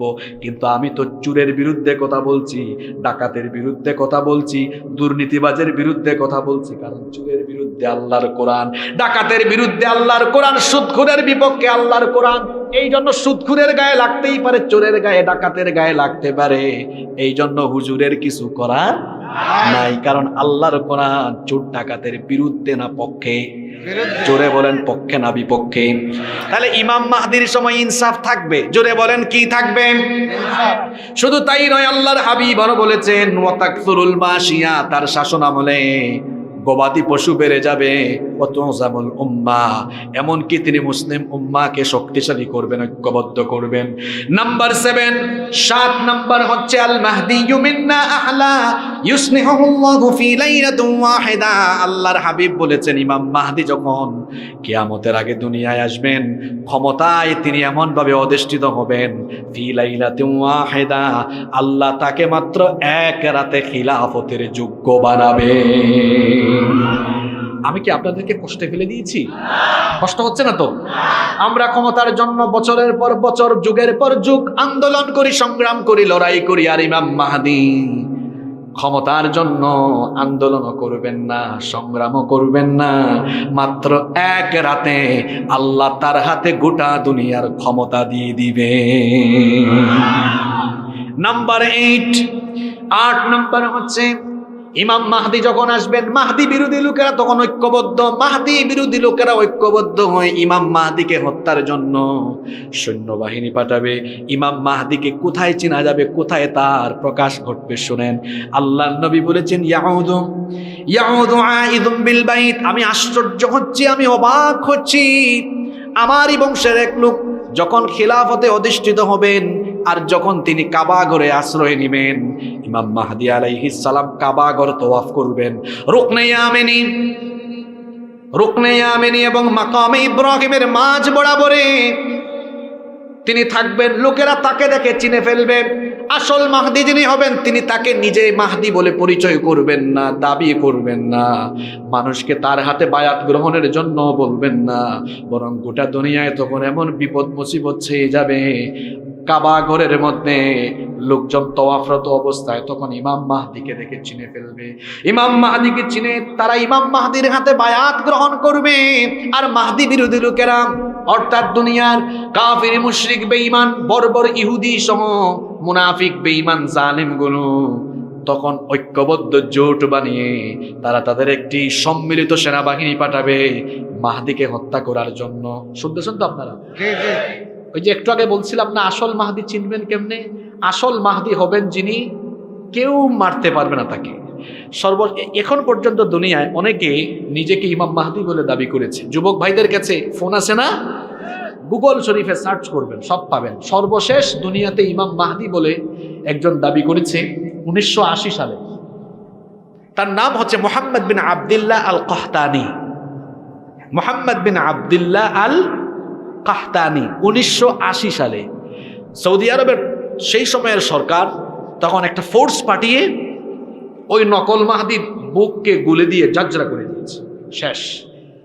এখন আপনারা বলবেন, হুজুর আসল মাহদিকে কি এরকম হত্যা করা যাবে নাকি? বোমা, বুলেট, মিসাইল বা ক্ষেপণাস্ত্র দিয়ে তাকে কি হত্যা করা যাবে নাকি? শোনেন, আল্লাহর নবী বলেছেন যখন মাহদির আত্মপ্রকাশ ঘটবে, মাহদি বিরোধী লোকেরা একটা সম্মিলিত শক্তিশালী সেনাবাহিনী পাঠাবে ইমাম মাহদিকে হত্যা করার জন্য। মাহদি তখন কাবা ঘরে থাকবেন, মসজিদে হারামের মধ্যে থাকবেন। আর ওই সম্মিলিত বাহিনী যখন মাহদিকে হত্যা করার জন্য তারা যখন রওনা করবে, ফাইদা কানু বিবাইদাই মিনাল আরদি খুসিফা বিহিম, বাইদা নামক একটা যাওয়ার পরে, বাইদা নামক একটা জায়গায় উপস্থিত হওয়ার পরে ওই সম্মিলিত সেনাবাহিনীকে আল্লাহ মাটির তলায় ধসাইয়া দিবেন। আল্লাহু আকবার! তাহলে ইমাম মাহদি হবেন যিনি হত্যা, তাকে কেউ হত্যা করতে পারবে? জুড়ে বলেন, কেউ হত্যা করতে পারবে? ইমাম মাহদির আগমনের খবর যখন গোটা দুনিয়ায় ছড়িয়ে যাবে, খুরাসান থেকে সর্বপ্রথম কালো পতাকাবাহী এক লোক, তুর্কমেনিস্তান, আফগানিস্তান, ওই অঞ্চল থেকে প্রথম লোকেরা কালো পতাকা নিয়ে ইমাম মাহদির সৈন্য হবে। আমাদের হায়াতে যদি আমরা মাহদিকে দেখে ফেলি, মাহদির খবর পাই, আমরাও মাহদির সৈন্য হতে রাজি আছি না নাই? দেখি তো কারা কারা রাজি, দুহাত তুলে আল্লাহকে দেখান। মাশাআল্লাহ, লিল্লাহি তাকবীর, লিল্লাহি তাকবীর। হাত নামান। যারা যাবেন না তাদের ব্যাপারে নবীজি কি বলেছেন শোনেন, ফাইদা রাআইতুমুহু ফাবাইউহু ওয়ালাউ হাবওয়ান আলা সালজ। মাহদির আগমনের খবর যখন পাবা তখন বরফের উপর দিয়ে হামাগুড়ি দিয়ে হলেও মাহদির হাতে তোমরা বায়াত গ্রহণ করবা। এবার আসেন নাম্বার 10, 10 এবং সর্বশেষ বৈশিষ্ট্য হলো ইমাম মাহদি দুনিয়াতে আসার পরে কতদিন তিনি রাজত্ব করবেন, কতদিন তিনি ক্ষমতায় অধিষ্ঠিত থাকবেন। আল্লাহর নবী বলেছেন, আবু দাউদ শরীফে হাদিস বর্ণিত হয়েছে, নবীজি বলেছেন ইয়ামলিকু সাবআ সিনিন ওয়া ফি রিওয়ায়াতিন উখরা তিসঈ সিনিন। নবীজি বলেছেন ইমাম মাহদী 7 বছর, কোন বর্ণনা এসেছে 9 বছর, অর্থাৎ 7 কিংবা 9 বছর তিনি রাজত্ব করবেন। আল্লাহু আকবার। ইমাম মাহদীর কয়টা বৈশিষ্ট্য বললাম? কয়টা? আপনাদের কষ্ট হচ্ছে? এখন লাইনে তুলেছি আপনাদেরকে, আরো চমৎকার চমৎকার তথ্য পাবেন ইনশাআল্লাহ। আমলি অনেক কথাও থাকবে। মা বোনরা এসেছেন না? মা বোনদের উদ্দেশ্য অনেক ওয়াজ আছে আজকে ইনশাআল্লাহ। আপনারা থাকবেন তো না উঠে দৌড় মারবেন? ইনশাআল্লাহ। ইমাম মাহদী আলাইহিস সালাম তাম দুনিয়ার মুসলমানকে সুসংগঠিত ঐক্যবদ্ধ করবেন। ওই সময়ে আবার মুসলমানদের মধ্যে ফিতনা চালানোর জন্য চলে আসবে মাসিহুদ দাজ্জাল। মাসিহুদ দাজ্জালের নাম শুনেছেন তো আপনারা? এর নাম হচ্ছে, এর পুরা নাম, যেমন আমাদের অনেকের নাম আছে না, এই যে পোস্টারে দেখেন মকবুল হুসাইন, আপনাদের এমপি সাহেব, ওনার পুরা নাম, সুন্দর নাম ওনার। তারপরে আবু ইউসুফ আলী মোল্লা, এরপরে এখানে অনেকের নাম আছে, গোলাম হাফিজ রঞ্জু, লোকমান হোসেন, সুন্দর সুন্দর নাম সবার। এই যে পুরা নাম, তো দাজ্জালের পুরা নাম হচ্ছে মাসিহুদ দাজ্জাল। তার নাম মাসিহ কেন, তার নাম দাজ্জাল কেন, এটা আগে শুনেন। মাসিহ, ঈসা আলাইহিস সালামকে বলা হয় মাসিহ ইবনু মারিয়াম, তো ঈসা আলাইহিস সালামকে মাসিহ বলা হয়, আবার দাজ্জালের নামও মাসিহ। তো একজন তো ভালো নবী আর একটা শয়তান, শুধু শয়তান না, শয়তান থেকেও আরো খারাপ, তো দুইজনের নাম মাসিহ কেন? এবার শোনেন, ঈসা আলাইহিস সালামকে মাসিহ বলা হয় এই কারণে, মাসিহ শব্দটার সাথে আপনারা পরিচিত। আপনারা যখন অজু করেন, অজু করার সময় একটা অঙ্গ ধৌত না করে কি করেন? কি করেন? মাসিহ করেন। মাসিহ শব্দটি মাসহুন থেকে এসেছে। মাসিহ মানে হলো মুছা, মাসিহ মানে হলো মুছা। ঈসা আলাইহিস সালামকে মাসিহ বলা হয় কেন জানেন? ঈসা আলাইহিস সালামের মুআজিজা ছিল, তিনি যখন কোনো অন্ধ ব্যক্তির চোখের উপরটা মাসিহ করে দিতেন, আল্লাহ ওই অন্ধ ব্যক্তির চোখের আলো ফিরাইয়া দিতেন। সুবহানাল্লাহ। ঈসা আলাইহিস সালাম যখন কোনো কুষ্ঠরোগীর গা হাত দিয়ে মাসিহ মুছে দিতেন, আল্লাহ তার কুষ্ঠরোগ ভালো করে দিতেন। এখন প্রশ্ন হলো, হুজুর দাজ্জালকে মাসিহ বলা হয় কেন? দাজ্জালের একটা চোখ, চোখের ভ্রু সুদ্ধা চামড়ার আবরণ দিয়ে মুছে দেওয়া থাকবে, একটা চোখ থাকবে না, কানা দাজ্জাল। তার একটা চুল থাকবে, একটা চোখও থাকবে চামড়ার নিচে মুছা, এজন্য তাকে বলা হয় কি? মাসিহ। আবার মাসিহ শব্দের আরেকটা অর্থ হলো ভূপৃষ্ঠে বিচরণকারী। এই দাজ্জাল মক্কা মদিনা ছাড়া গোটা দুনিয়ায় ঘুরে বেড়াবে আর মানুষের মধ্যে ফিতনা চালাবে, যেহেতু সে ভূপৃষ্ঠে বিচরণ করবে, এজন্য তার নাম হচ্ছে মাসিহ।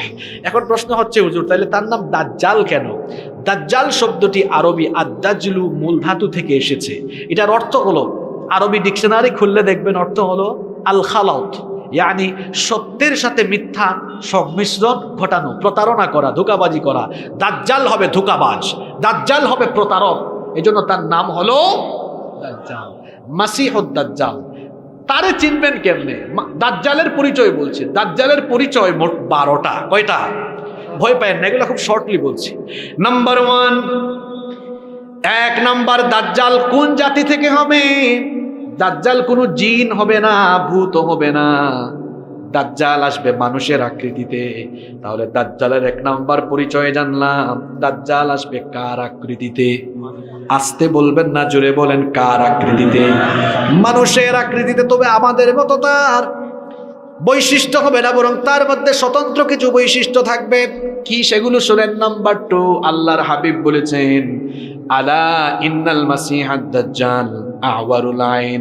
আল্লাহর নবী বলেছেন, উম্মত সাবধান, দাজ্জালের 1 চোখ হবে কানা, কানা দাজ্জাল 1 চোখ হবে অন্ধ। আর দাজ্জাল নিজেকে রব বলে দাবি করবে, খবরদার দাজ্জালের ফিতনায় পড়ে যেও না, কারণ দাজ্জালের 1 চোখ কানা থাকবে, নিজেকে রব বলবে, তোমরা তার ধোঁকায় পড়ো না, কারণ আমাদের রব যিনি, তিনি অন্ধ নন। আমাদের রব মানুষের মতো নন, মানবীয় সকল গুণাবলীর ঊর্ধ্বে, কত সুন্দর তিনি আমরা জানি না। মাথার উপরের আসমান কত সুন্দর, জমিনটাও কত সুন্দর, এই দুনিয়ার মানুষগুলোও কত সুন্দর। সুন্দর করে সবাইকে যিনি বানালেন, সবাই বলেন তিনি কে? আল্লাহ। যিনি সবাইকে এত সুন্দর করে বানালেন, তিনি যে কত সুন্দর আমরা জানি। এজন্য একজন গজল লিখেছে, গেয়েছে, দুনিয়া সুন্দর, মানুষ সুন্দর, আসমান সুন্দর, জমিন সুন্দর, সুন্দরে সুন্দরে পাল্লা, জানি না কত সুন্দর তুমি আল্লাহ, জানি না কত সুন্দর তুমি আল্লাহ। সুবহানাল্লাহ। এক নাম্বার বললাম দাজ্জাল হবে মানুষের আকৃতির, 2 নাম্বার দাজ্জাল হবে কানা, নাম্বার 3 3 নাম্বার হচ্ছে ইন্নাহু শাবুন কাতাব, দাজ্জাল হবে বিরাট আকৃতির এক যুবক, দানবীয় চেহারা থাকবে। নাম্বার 4 4 নাম্বার হচ্ছে আন্নাহু আহমার, তার গায়ের রং থাকবে লাল, অন্য বর্ণনা এসেছে শুভ্র সাদা রঙের অধিকারী হবে। নাম্বার 5 নাম্বার হচ্ছে আন্নাহু জাদুসার, তার মাথার চুল হবে অস্বাভাবিক কোকড়ানো, অস্বাভাবিক কোকড়ানো চুলের অধিকারী হবে। নাম্বার 6 নাম্বারে হচ্ছে মাকতুবুন বাইনা আইনাইহি কাফির, দাজ্জালের কপালের মধ্যে আরবি 3টা অক্ষর লেখা থাকবে, কাফ ফা র। কি বললাম? কাফ ফা র। 2 রকমের বর্ণনা, কাফ ফা র অথবা কাফির লেখা থাকবে। মোমেন যারা, শিক্ষিত হোক অশিক্ষিত হোক, দাজ্জালের কপালের কাফের লেখা পড়তে পারবে তারা। আপনারা বলবেন হুজুর অশিক্ষিত মানুষ লেখা আবার পড়ে কেমনে? শোনেন আমার ভাইয়েরা, অশিক্ষিত যদি লোকটা মোমেন হয়, দাজ্জালের এই কাফের লেখাটা পড়ার জন্য তার ইমানের অন্তর্দৃষ্টি যিনি খুলে দিবেন তিনি কে? আল্লাহ। কিন্তু কাফির মুশরিক সে যদি শিক্ষিত হয়, দাজ্জালের ওই কপালের কাফির লেখা পড়তে পারবে না, কারণ তার অন্তরের মধ্যে ইমানের নূর থাকবে না, এজন্য তারা পড়তে পারবে না। তাহলে দাজ্জালের 6 নম্বর বৈশিষ্ট্য বললাম, কপালের মধ্যে লেখা থাকবে কাফির, কপালের মধ্যে লেখা থাকবে। নাম্বার 7 নম্বর হচ্ছে আল্লাহর হাবিব বলেছেন দাজ্জাল হবে এমন, আল্লাহর নবী বলেছেন ইন্না মাসিহাদ দাজ্জাল, আল্লাহর হাবিব বলেছেন নিশ্চয়ই দাজ্জাল হবে রজুলুন কসিরুন আফহাজ, দাজ্জাল হবে বেটে। আপনারা আপনাদের এলাকায় বেটে মানুষকে কি বাটি বলেন, বেটে না বাইটটা বলেন? আপনাদের ভাষা খুব সুন্দর, আমাদের সিলেটের আঞ্চলিক ভাষা একটু জটিল। আমরা সিলেটে বেটে মানুষকে বলি তুমি বাট্টি, কি বলি আমরা? দাজ্জাল হবে বেটে এবং সে হবে আফহাজ। আফহাজ মানে কি? আফহাজ হচ্ছে হুয়াল্লাযী ইযা মাশা বা'আদা বাইনা রিজলাইহি কাল মুখতাইন। খতনা করার পর ছেলেরা হাঁটে কেমনে দেখছেন আপনারা? খতনা মুসলমানই দেয় না, ওই খতনা করার পরে, সুন্নতি খতনা করানোর পরে ছেলেরা কেমনে হাঁটে? 2 পা ফাঁক করে ছড়ায়া ছড়ায়া। ওই দিন নোয়াখালী জিজ্ঞেস করলাম আপনারা এটাকে কি বলেন আঞ্চলিক ভাষায়? তাদের ভাষা কি সুন্দর, হ্যাঁ, তারা পানকে বলে হান, পানিকে বলে হানি। আমি তাদের এলাকায় শীতকালে মাহফিলে গিয়েছি একবার, এটা অনেক আগের কথা, যখন নোয়াখালীতে প্রথম গিয়েছি। তো আমাকে এক ভাই, প্রচন্ড কুয়াশা মাহফিলে, খুব শীত, আমাকে এসে একজন ভাই বলছে হুজুর, হুজুর হানি খাইবেন নি, হানি খাইবেন নি?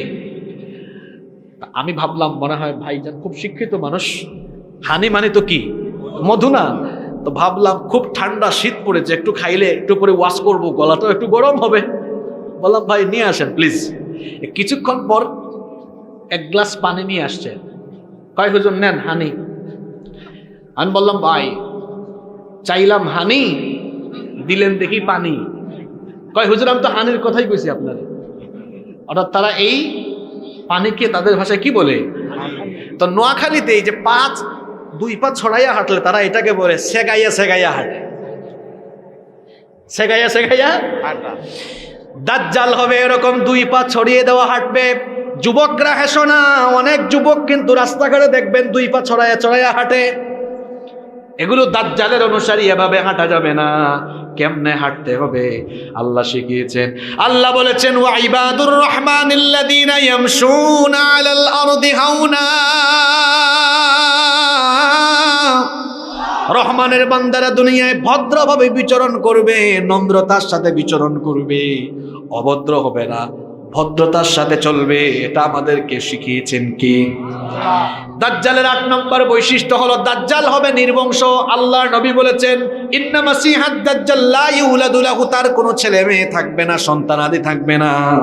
নাম্বার 9 নম্বর হচ্ছে আল্লাহর নবী বলেছেন দাজ্জাল হবে বিরাট দানব আকৃতির, দানবের মতো চেহারা। নাম্বার 10 নম্বরে হচ্ছে দাজ্জাল হবে বক্র স্বভাবের। ওই যে আমরা মাঝে মাঝে বলি ঘাড় তেরা গাউরা, দাজ্জাল হবে এরকম ঘাড় তেরা একটু গাউরা টাইপসের লোক। এরপরে নাম্বার 11 নম্বর হলো দাজ্জালের এই কপাল হবে অত্যন্ত প্রশস্ত। 12 নম্বরে হচ্ছে দাজ্জাল তার গলা এবং কাঁধ হবে আরিদুন নাহার, প্রশস্ত হবে।